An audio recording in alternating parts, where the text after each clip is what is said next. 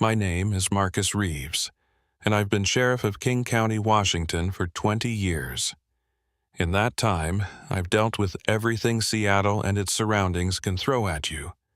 Gang violence in South Seattle, meth labs in rural Fall City, the occasional tech billionaire thinking they're above the law.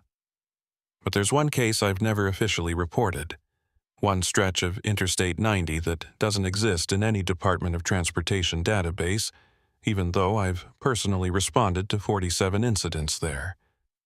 Mile marker 47 on I-90 between North Bend and Snoqualmie Pass.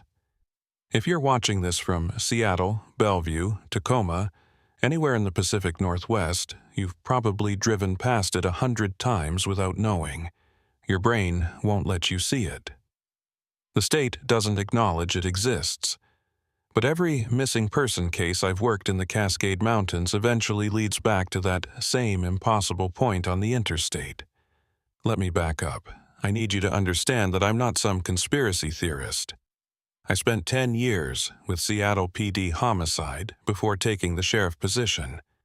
I believe in evidence, in facts, and things you can prove in court. But mile marker 47 has taught me that sometimes the facts themselves are part of the conspiracy.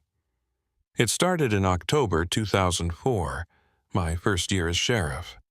The rain had been particularly heavy that fall, even by Seattle standards, and I-90 through Snoqualmie Pass was a river of red taillights and cautious drivers. That's when we got the call about Jeremy Walsh, a Microsoft engineer who'd left his Bellevue office at 6 p.m. and never made it home to Issaquah, a drive that should have taken 20 minutes in traffic. His Prius was found on the shoulder near what we recorded as mile marker 46.5, though when I look at those reports now, the numbers seem to shift, like they can't quite decide what they want to be.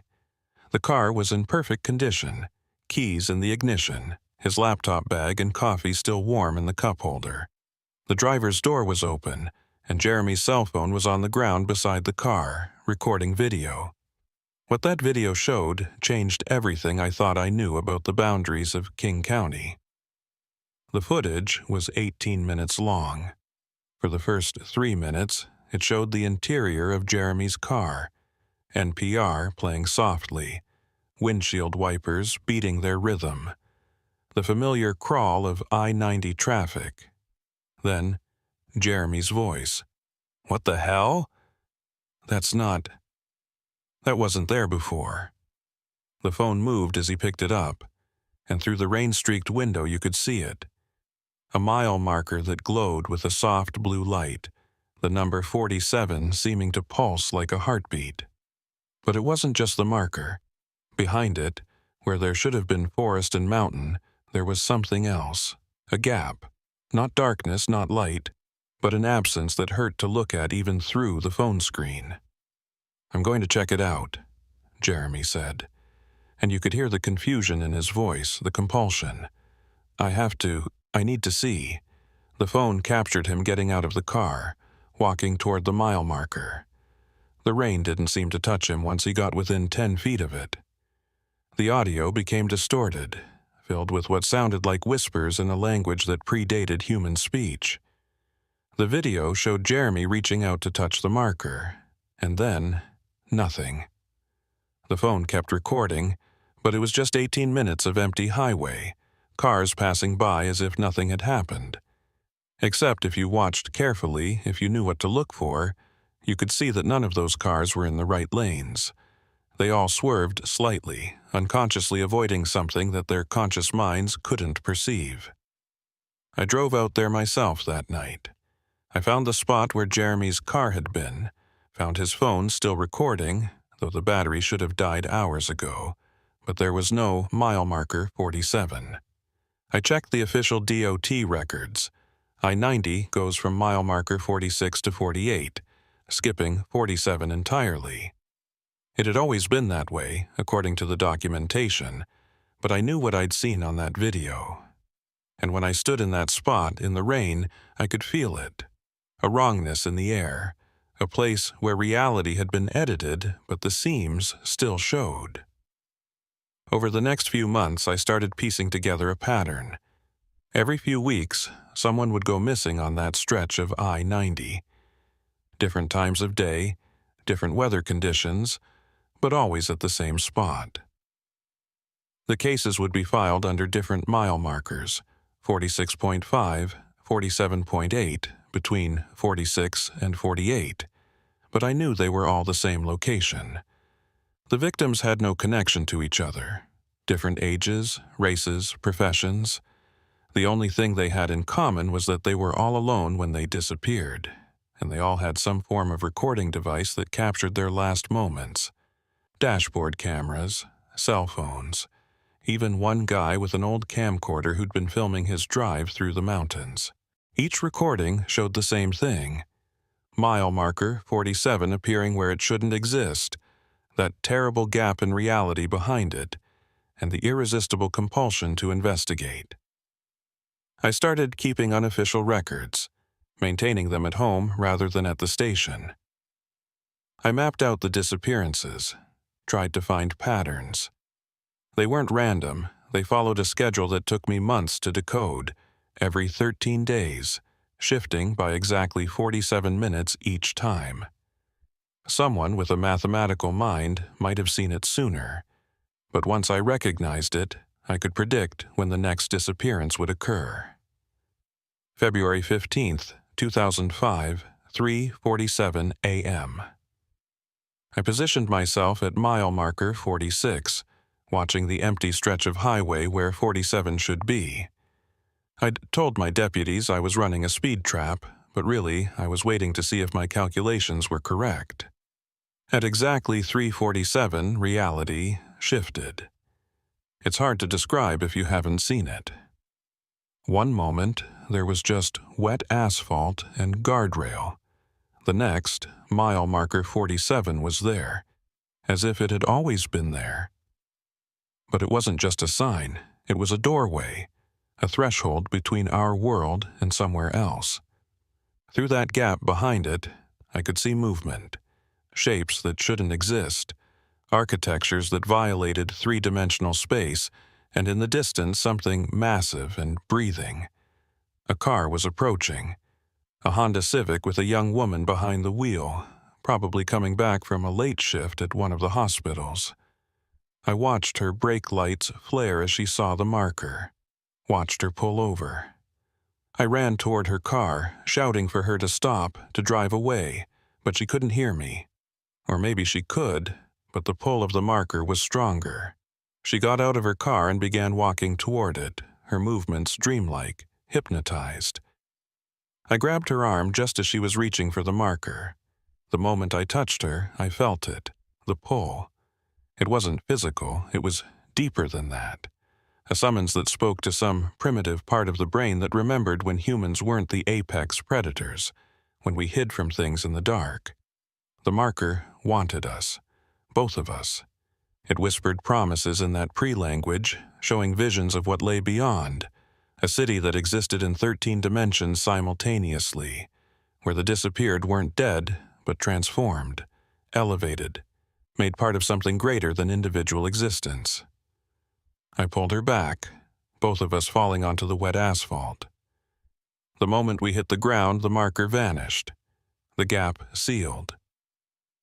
Reality reasserted itself with an almost audible snap. The woman, her name was Mia Vogel, I later learned, looked at me in confusion. What? Where am I? I was driving home and then... She looked around, saw her car pulled over on the shoulder. Did I fall asleep? Did I crash? I helped her up, made sure she was okay, and sent her on her way with a story about finding her disoriented on the roadside. She had no memory of mile marker 47, no memory of nearly walking into something that would have erased her from our reality as thoroughly as it had erased Jeremy Walsh and all the others. But I remembered, and I knew I had to do something. I reached out to contacts in other agencies, carefully feeling out whether anyone else had noticed the pattern. Most hadn't, but a few knew exactly what I was talking about.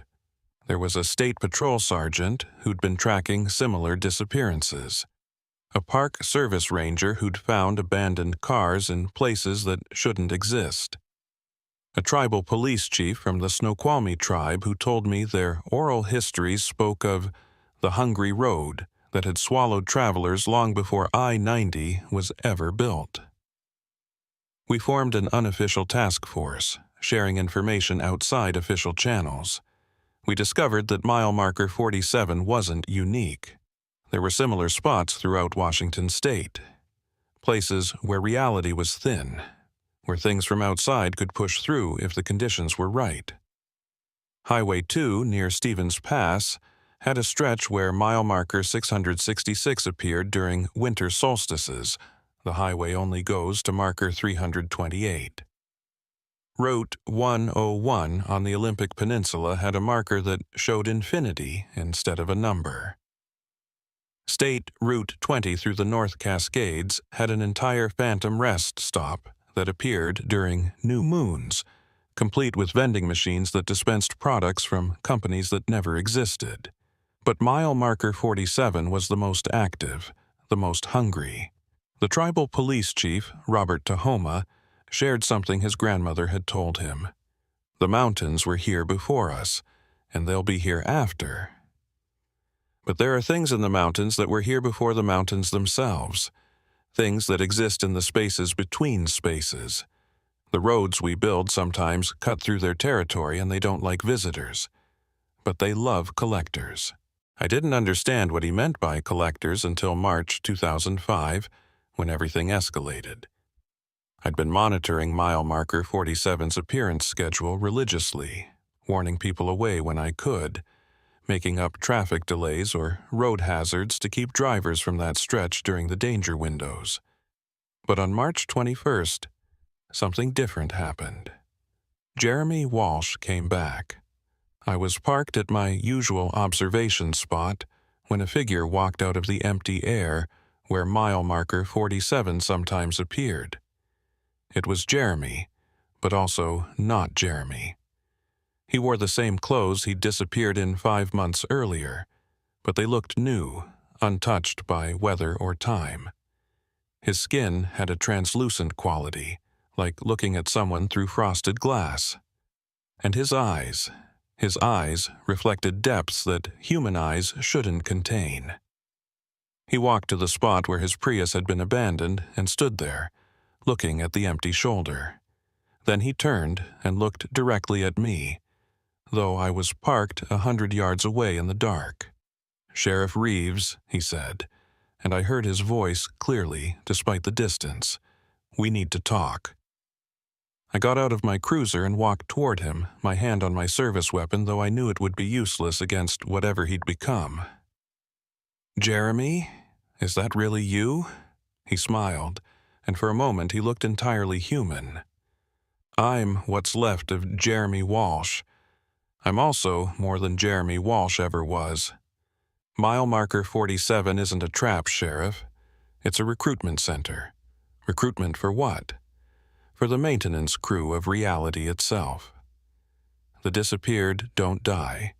We become part of the infrastructure that keeps dimensions from bleeding into each other. Earth, your Earth, sits at a crossroads of 13 different dimensional highways. Without us, without the collectors, they'd all crash into each other. Imagine 13 different versions of I-90 trying to exist in the same space. The casualties would be in the millions. I stared at him, trying to process what he was saying. "You're telling me that mile marker 47 is some kind of interdimensional traffic management?" "More than that. It's a selection system. Only certain people can see it. Only certain minds can comprehend what lies beyond. Those who enter don't disappear. They get promoted to a job they never knew existed. We become the people who make sure that when you drive from Seattle to Spokane, you don't accidentally end up in a Seattle where the Space Needle was never built, or a Spokane that's been underwater for 1,000 years. But the families, the people left behind, remember us as missing, as dead. It's cleaner that way. The human mind isn't equipped to handle the truth of what we've become. But Sheriff, I came back tonight for a reason. The system is failing. Too many roads, too many dimensions, not enough collectors. Mile marker 47 is going to start appearing more frequently, becoming more aggressive in its recruitment. He handed me something, a piece of glass or crystal that felt warm in my hand and seemed to exist in more dimensions than I could perceive. "This will let you see them all," he said.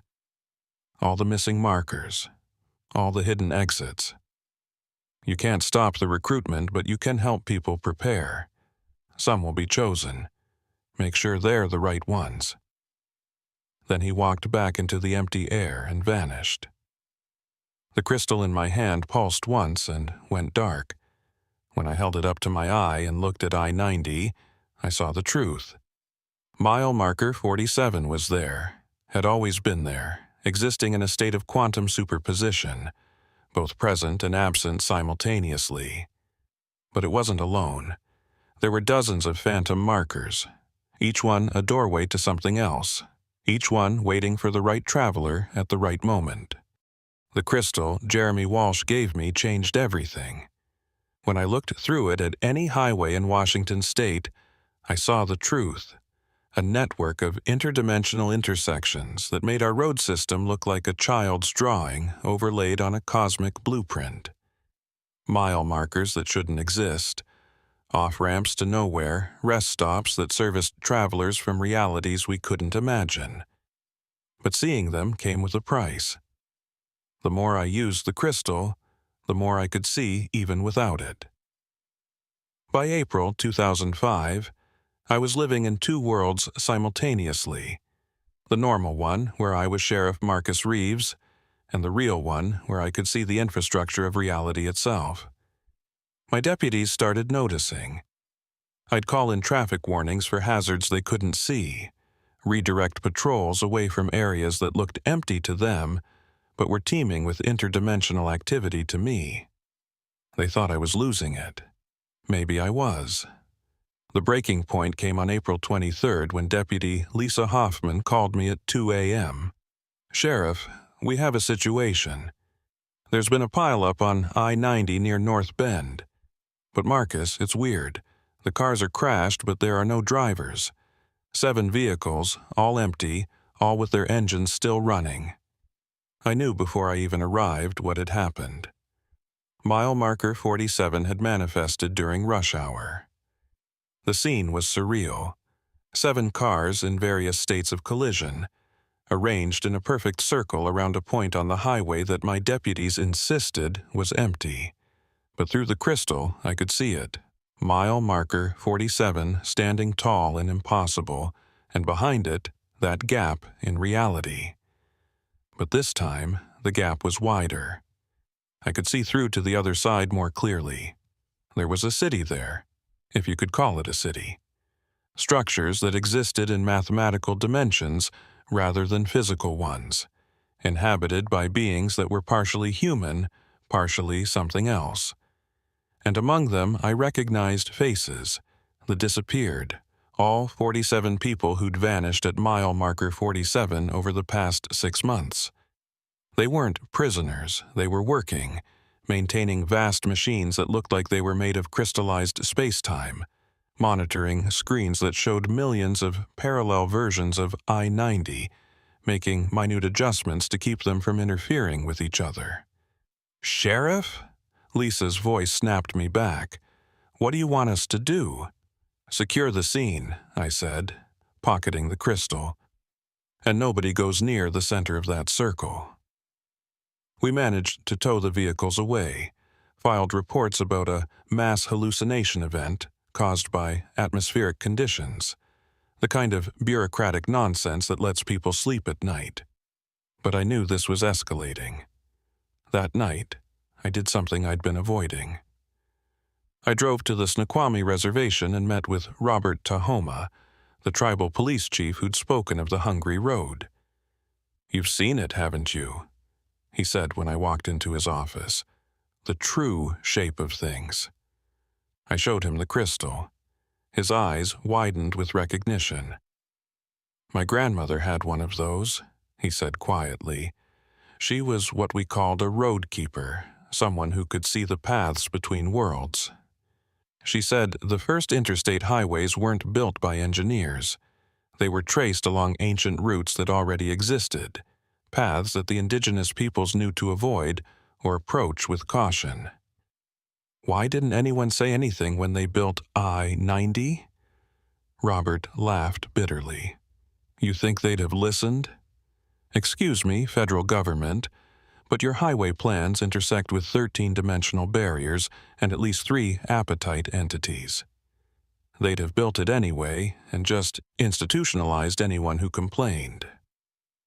He pulled out an old map, hand-drawn on what looked like deerskin. It showed the Puget Sound region, but not as any modern map would represent it. Lines of force crisscrossed the area, and at certain intersections, symbols were drawn. Warnings, prayers, and markers. Here, he pointed to a spot that corresponded with mile marker 47. This has always been a crossing point. The mountains channel energy, create a natural weakness between worlds. The highway just made it easier to access. So, what do we do? My grandmother would say, feed it. The crossing points aren't malevolent, they're necessary. They're pressure valves. Without them, the barriers between worlds would either collapse entirely or become so rigid that reality would shatter like glass under tension. The disappeared. They're not victims. They're selected. Selected for what? To become part of the mechanism that keeps everything running. Think of reality like a highway system. You need maintenance crews, traffic controllers, engineers. The disappeared become those workers, but for the cosmic infrastructure. I thought about Jeremy Walsh, translucent and transformed, talking about his new job maintaining dimensional barriers. But why take people? Why not just ask for volunteers? Robert smiled sadly. Would you volunteer to give up everything you know, everyone you love, to become a cosmic traffic controller?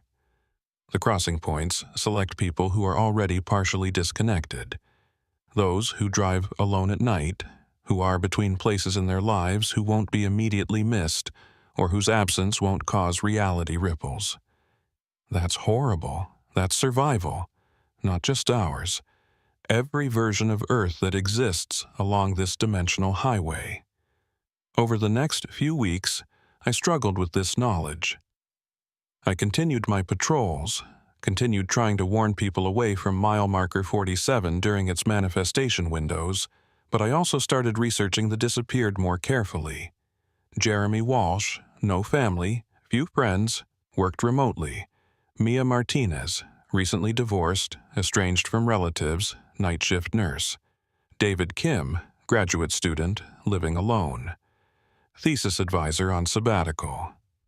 The pattern was clear. Mile marker 47 selected people whose disappearance would cause minimal disruption. It was horrible and logical in equal measure. Then, on May 15, 2005, everything changed again. I received a package at my home. No return address, no postal marks, just my name written in handwriting that seemed to shift between different styles. Inside was a letter and a photograph. The photograph showed a massive control room, like NASA Mission Control, but impossibly larger, with screens showing thousands of different versions of Washington State. In the center, clearly visible, was Jeremy Walsh at some kind of control station. But there were others too, people I recognized from missing persons cases going back decades. The letter read, "Sheriff Reeves, the system is failing." Not just at mile marker 47, but at all the crossing points globally. We need more collectors, but the selection process is too slow. The random recruitment isn't working anymore. You've been chosen as a shepherd. Your job is to identify candidates, people who could handle the transition, who have the right psychological profile to become collectors without losing their sanity. Look for high spatial intelligence, comfort with solitude, flexible reality perception, minimal social attachments, strong sense of duty. When you identify someone, have them drive past mile marker 47 during a manifestation window. If they're right for the job, they'll see it. If not, they'll pass by unaware. We're not asking you to sacrifice people. We're asking you to help us find those who are already halfway gone, already living between worlds, and give them purpose on a cosmic scale. The alternative is a cascade failure. 13 versions of Seattle trying to exist in the same space, millions of deaths as realities collapse into each other. Choose wisely. The Collected. I burned the letter, but I couldn't forget its contents. Was I really being asked to feed people to an interdimensional recruitment system? Or was I being offered a chance to prevent a catastrophe beyond imagination? I started paying closer attention to the people around me, looking for signs, patterns. Who was disconnected enough to disappear without causing ripples, but stable enough to handle the truth of what they'd become? The first person I identified was Thomas Anderson. Yes, really, and yes, he'd heard all the Matrix jokes. He was a game designer working on something called augmented reality, overlaying digital information on the real world. But Tom saw more than digital overlays. I'd noticed him at accident scenes, staring at empty spaces as if something was there, unconsciously avoiding spots that I knew were dimensionally unstable. I approached him carefully, over coffee at the Twin Peaks-inspired diner in North Bend. "You see them too, don't you?" I said without preamble. "The places where things don't quite match up." He nearly dropped his coffee. "How did you—" I thought I was going crazy. "You're not crazy. You're perceiving something most people can't. Have you ever driven past mile marker 47 on I-90? There is no mile marker 47, he said automatically, then paused. But sometimes I think I see it. Like it's there in my peripheral vision, but disappears when I look directly at it. I made a decision that would haunt me forever. Drive past there tonight at 11:47 p.m. Don't stop, just drive. If you see it clearly, if it calls to you, then you have a choice to make. If you don't see anything, forget we had this conversation." Tom looked at me for a long moment. "You're recruiting me for something. I'm telling you that you're already recruited. Your brain just hasn't admitted it yet." He showed up that night. I watched from my usual position as his Subaru approached the empty stretch where mile marker 47 would manifest. At exactly 11:47, reality shifted. The marker appeared, and Tom's brake lights flared. He sat in his car for 10 minutes just staring. Then he got out, walked to the marker and touched it. Unlike the others who'd been compelled, Tom seemed to be making a conscious choice. He turned back once, saw me watching, and nodded. Then he stepped through the gap. His car remained for exactly 47 minutes before it simply faded away, as if it had never existed. The next morning, Tom's apartment was empty, had always been empty according to the landlord's records. Only I remembered he'd ever existed, but that night I dreamed. Tom was there, in that impossible control room, learning to operate systems that managed the flow of reality itself. He looked happy, fulfilled in a way I'd never seen him in our world. "Thanks, Sheriff," he said in the dream. "This is what I was meant to do." I was always between worlds. Now, I'm keeping them apart. I woke with tears on my face, not sure if they were from relief or guilt. Over the next months, I became what the letter had called me, a shepherd. I identified 12 more candidates, people who were already partially disconnected from our reality. Some were artists who painted impossible geometries. Some were programmers who dreamed in code that shouldn't compile but did. Some were just lonely souls who'd always felt like they were living in the wrong dimension. I didn't force anyone, I just pointed them toward mile marker 47 at the right time. Those who were meant to see it did, those who weren't passed by obliviously. The pileups stopped. The random disappearances ended. The system stabilized. But the weight of it was crushing me. I was essentially feeding people to an interdimensional machine, even if they were willing food. I started drinking, stopped sleeping, and my deputies were beginning to ask serious questions about my mental health. Then, in December 2005, I got another visit from the other side. This time, it wasn't just Jeremy. It was all of them, everyone I'd shepherded to mile marker 47. They stood on I-90 in the middle of the night, translucent and shimmering, existing in multiple dimensions simultaneously. "We need to show you something," Jeremy said. They surrounded me, and suddenly I wasn't on I-90 anymore. I was in the space between spaces, seeing reality from the outside. It was like looking at a massive highway interchange from above, but instead of roads, there were timelines, dimensions, possible worlds all intersecting and diverging. And it was chaos. Without the collectors, without the maintenance, realities were crashing into each other constantly. I saw a Seattle where the 2001 earthquake had leveled the city, trying to exist in the same space as our Seattle. I saw a Washington state that was underwater, another that was a nuclear wasteland, another where humans had never evolved, all trying to occupy the same coordinates in the cosmic structure. The collectors were the only thing keeping them separate. They manned the control stations, adjusted the flow, prevented the collisions. It was exhausting, endless work, but it was vital. Every major city sits on one of these intersections, Jeremy explained. Every interstate highway follows dimensional channels. We're not just maintaining roads, we're maintaining the possibility of existence itself. Why show me this? Because you need to understand the scope. Mile marker 47 isn't unique.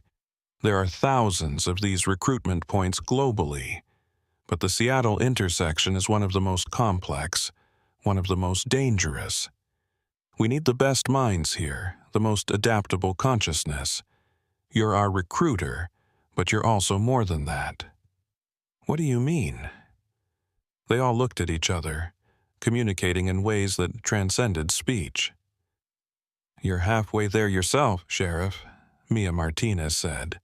She'd been one of my early shepherding cases.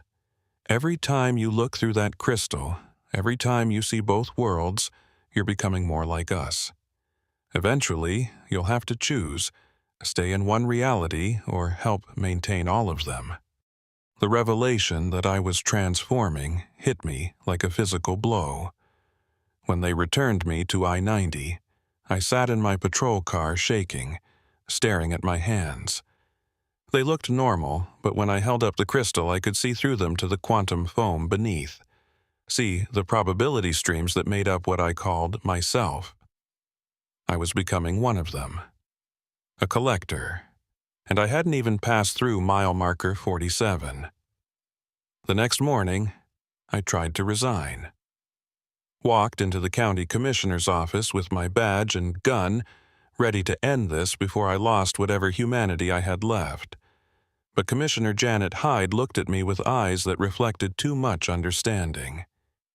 "You can't quit, Marcus," she said softly. "None of us can.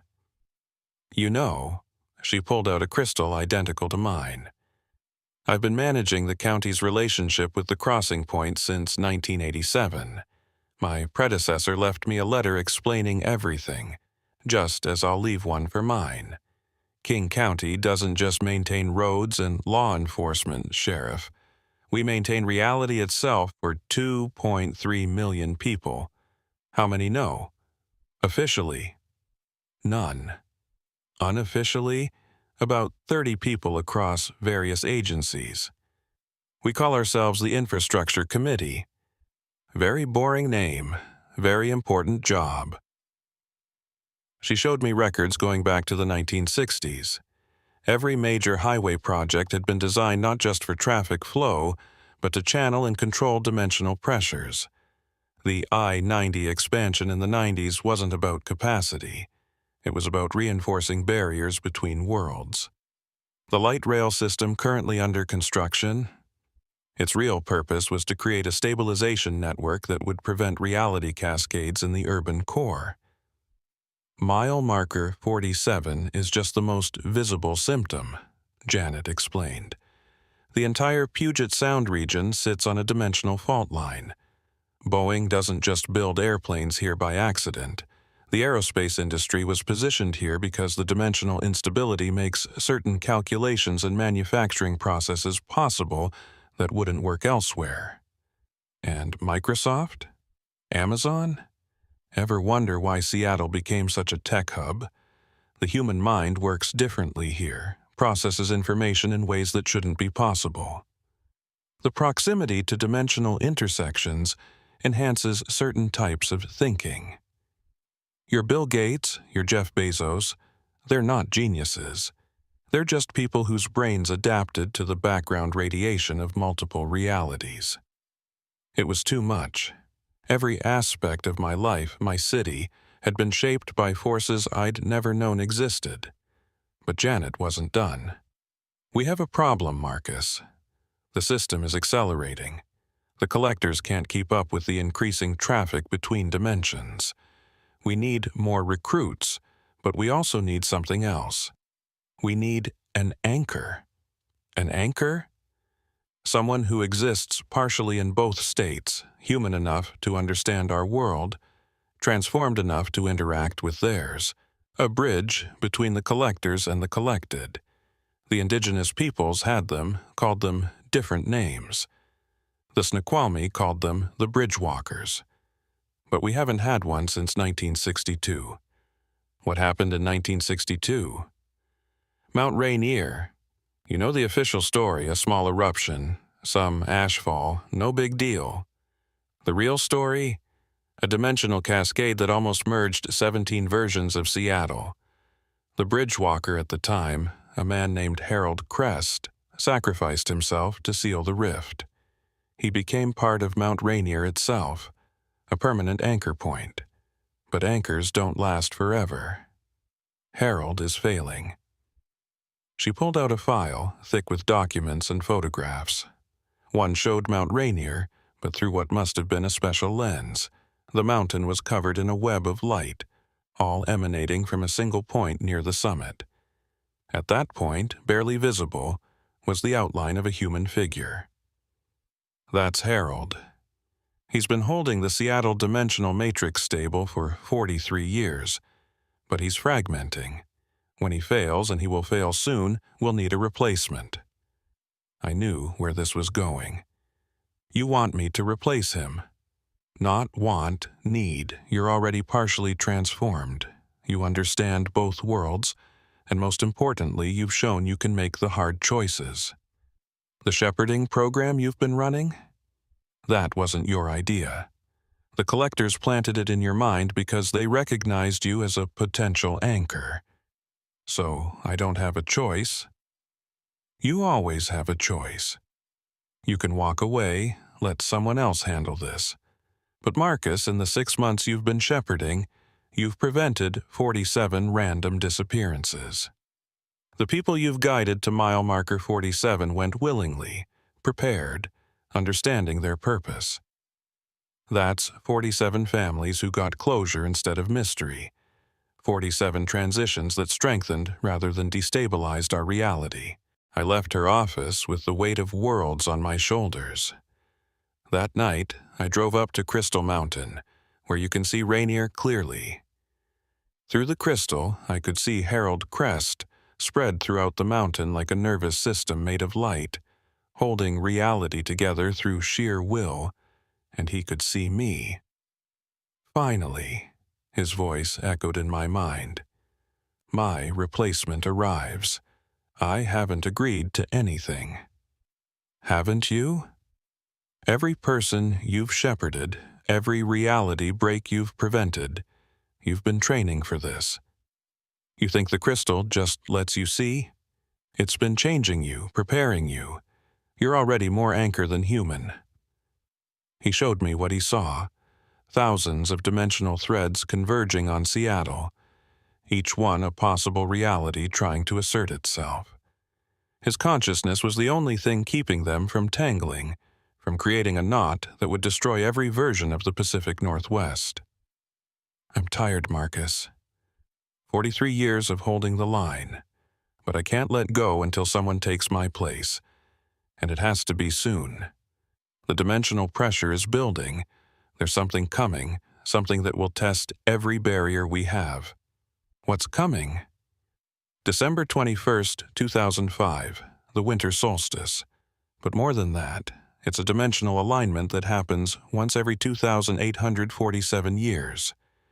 Every reality that contains a version of Earth will align at exactly the same space-time coordinates. Without proper anchoring, they'll all try to exist in the same place simultaneously. That's in 2 weeks. 2 weeks to decide if you'll save millions of lives by sacrificing your humanity, or remain human and watch reality collapse. I spent those 2 weeks setting my affairs in order. I wrote letters to people who mattered, though they'd never understand why I was really saying goodbye. I trained my deputy, Lisa Hoffman, to take over as sheriff, though I couldn't tell her the real reason.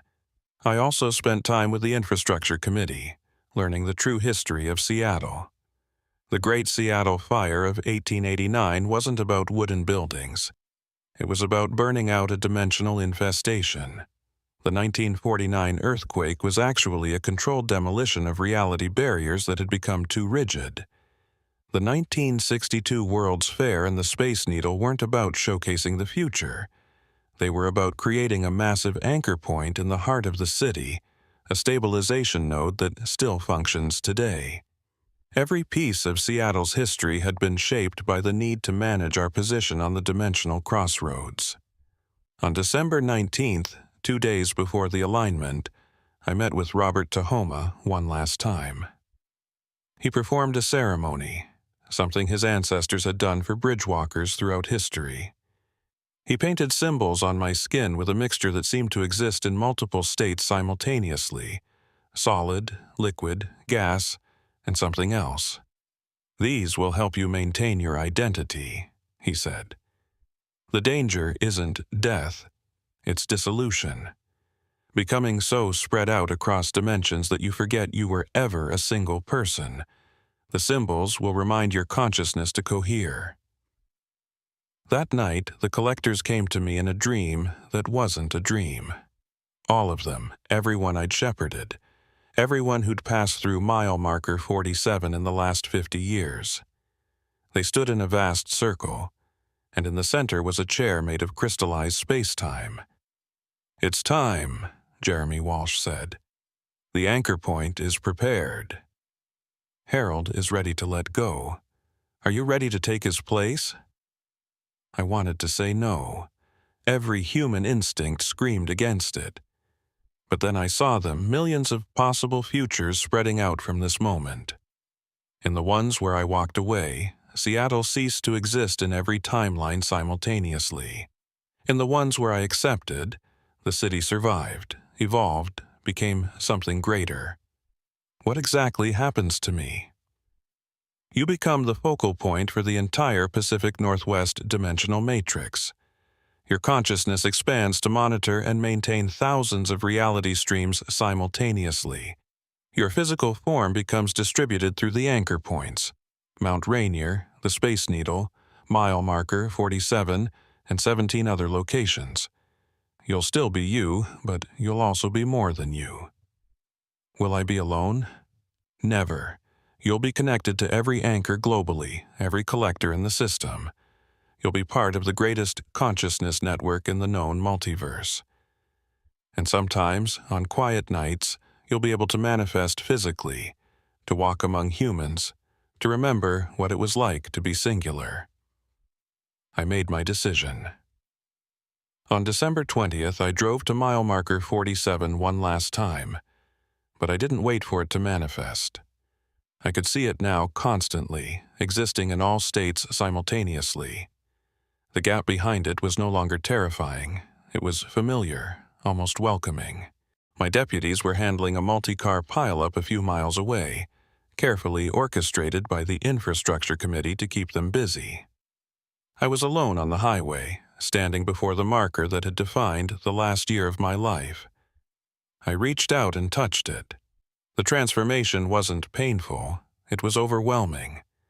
My consciousness exploded outward, spreading through the dimensional framework of the Pacific Northwest like water through a vast network of pipes. I could feel every road, every building, every person as a distinct pressure point in the fabric of space-time. I felt Harold Crest's relief as he finally let go, his consciousness collapsing back to a single point before dissipating into whatever comes after anchor duty. His last thought was thank you. Then the alignment began. If you've ever stood at the center of a hurricane, you know the strange calm that exists there while chaos rages all around. That's what being an anchor felt like. Millions of realities pressed against each other, trying to occupy the same space, and I was the only thing keeping them separate. I spread myself through the anchor points. Part of me was in Mount Rainier, feeling the geological pressure of 17 different versions of the mountain. Part was in the Space Needle, its steel structure resonating with frequencies from dimensions where it was made of crystal, wood, or materials that don't exist in baseline reality. Part was at mile marker 47, the original wound that had become a doorway. The pressure was incredible. Each reality had its own Seattle, its own history, its own version of events. I had to keep them all separate while allowing the necessary exchanges, the ideas, innovations, and insights that made Seattle what it was. I saw versions where the city was underwater, where it was a utopia, where it had never been founded. I saw timelines where I had made different choices, where I'd never become sheriff, where I'd died in that confrontation with Jeremy Walsh. All equally real, all trying to exist. For 17 hours, I held them apart. The collectors worked frantically, adjusting flows, redirecting pressures, but I was the central point, the anchor that everything else referenced. Without me, their work would have been meaningless. And then, as the sun set on December 21st, the alignment passed. The realities separated, returning to their proper dimensions. The pressure eased. I had survived. Seattle had survived. Reality itself had survived. But I was forever changed. It's been 20 years since I became the anchor for Seattle's dimensional matrix. 20 years of existing everywhere and nowhere, of being Marcus Reeves, and something infinitely larger. If you're watching this, it's because the time has come for you to know the truth about the city you live in, the roads you drive on, and the reality you take for granted. I can manifest physically for exactly 47 minutes every 13 days. During these windows, I walk among you, check on my old life, and record these messages for when the next anchor is needed. Because that time is coming soon. Seattle has changed dramatically since 2005. The tech boom wasn't random, it was guided. Every major company that settled here was drawn by the dimensional resonance. Amazon's algorithms don't just predict shopping patterns, they calculate probability streams across multiple realities. Microsoft's cloud computing literally uses servers that exist in parallel dimensions. And those new quantum computers being developed in Redmond, they're not computing, they're consulting alternate timelines where the calculations have already been done. The city's growth has been carefully managed by the Infrastructure Committee, now expanded and renamed the Department of Dimensional Affairs, hidden, within the Department of Transportation, naturally. They work with me, through me, to ensure that Seattle's expansion doesn't destabilize the barriers. But let me tell you what it's really like to be an anchor. Imagine being conscious in 17 different locations simultaneously.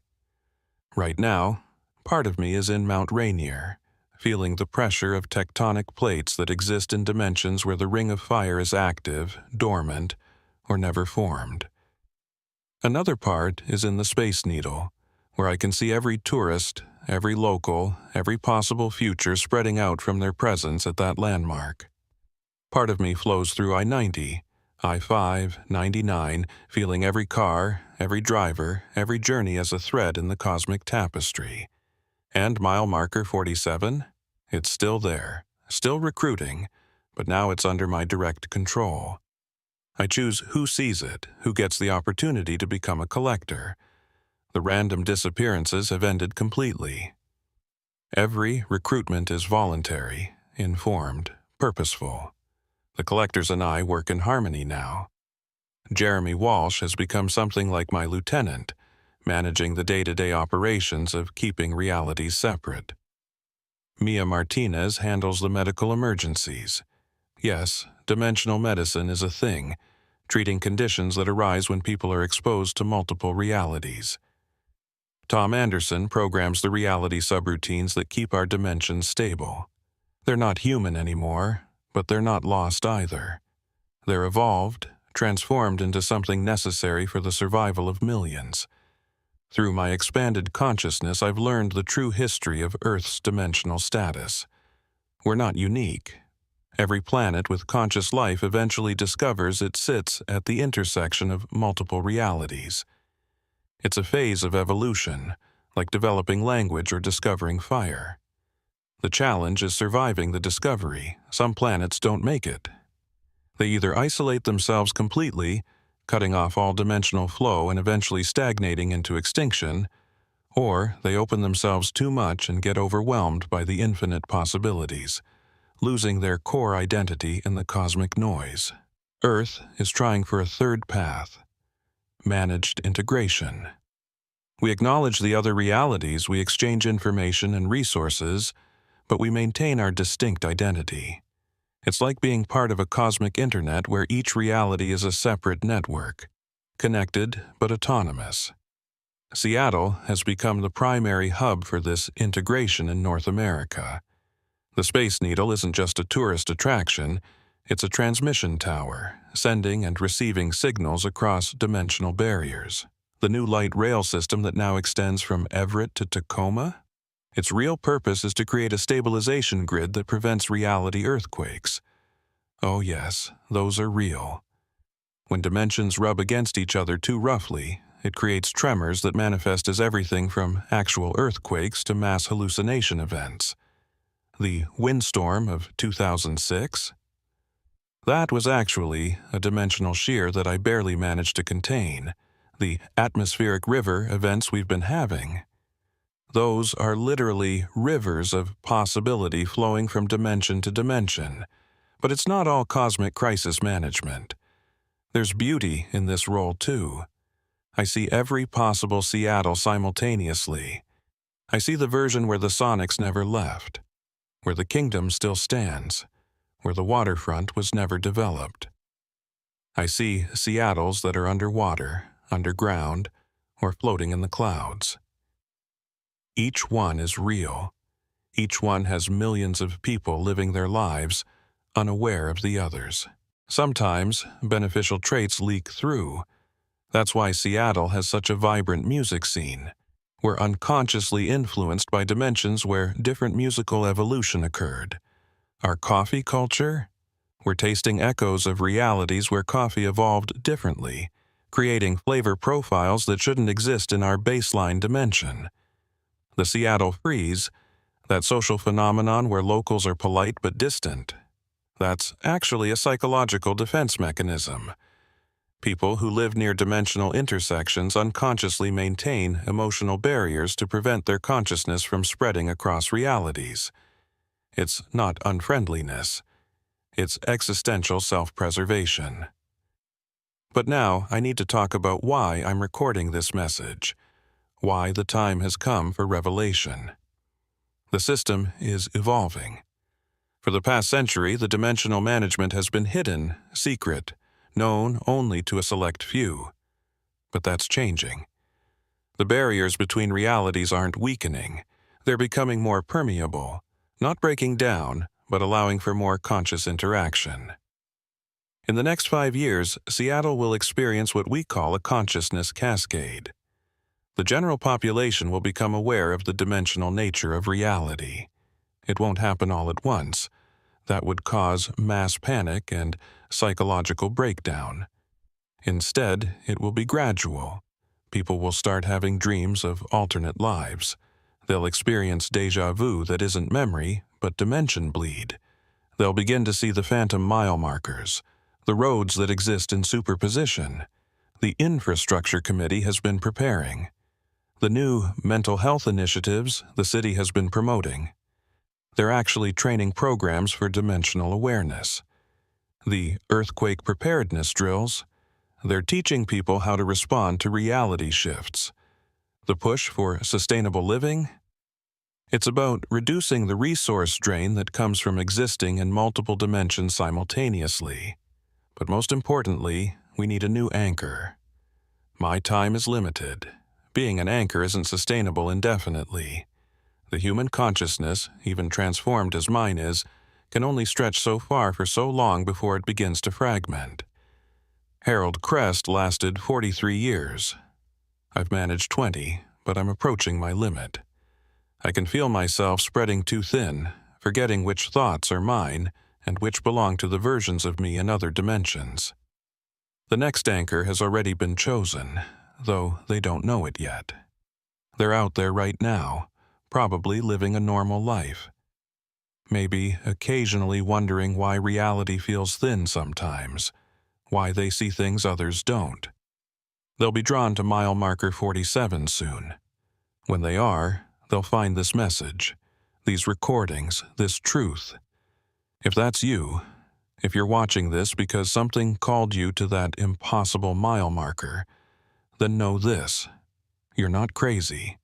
You're not imagining things, you're evolving, becoming something necessary for the survival of millions. The transformation is voluntary. You can walk away, live a normal life, pretend you never learned any of this. But if you choose to become the anchor, you'll be taking on the most important job that nobody knows exists. You'll be the foundation that keeps Seattle stable as humanity transitions to a multidimensional species. The collectors will train you. The Infrastructure Committee will support you, and I'll be here, in whatever form I can maintain, to guide the transition. You won't be alone, even when you're spread across 17 dimensions simultaneously. Let me tell you about some of the others who help maintain this system. Lisa Hoffman, who took over as sheriff after I disappeared, knows the truth now. She can't see the phantom markers, but she manages the human side of the equation, making sure the disappearances are properly documented, the families get closure, and the wrong people don't investigate too deeply. Commissioner Janet Hyde retired, but her successor David Kim, yes, one of my early shepherding cases who didn't transition, continues the Infrastructure Committee's work. He's building a new team of people who can handle the truth, preparing for the consciousness cascade. Robert Tahoma's granddaughter, Maria, has become the new bridge walker for the Snoqualmie tribe, maintaining the indigenous knowledge that predates and supplements our technological approach to dimensional management. She performs the ceremonies that keep the ancient barriers strong, the ones that existed before highways, before cities, before colonization. Even the mayor is in on it now, though publicly she maintains complete ignorance.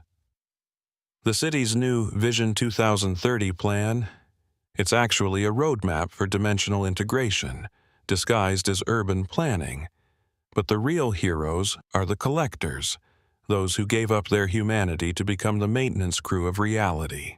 There are now 347 of them working the Seattle metropolitan area alone, Each one a former human who chose to evolve beyond individual existence. They don't regret it. I know because I'm connected to all of them. They've found purpose on a cosmic scale, becoming part of something greater than any single life could offer. The tourist who vanished from Pike Place Market last week?